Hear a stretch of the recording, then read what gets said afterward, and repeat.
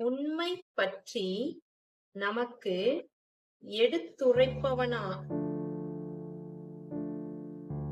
எடுத்துரைப்பனவாக பல சான்றோர்களின் படைப்புகள் காணப்படுகின்றன. அவற்றில் அவர்கள் வாழ்வில் உண்மையை கடைபிடிக்க வேண்டியதன் அவசியம் பற்றி வலியுறுத்துகின்றார்கள். சிறப்பாக உலக பொதுமறையாம் திருக்குறளில் வாய்மை எனப்படுவது யாதெனின் யாதொன்றும் தீமை இல்லாத சொலல் என்று கூறப்படுகின்றது.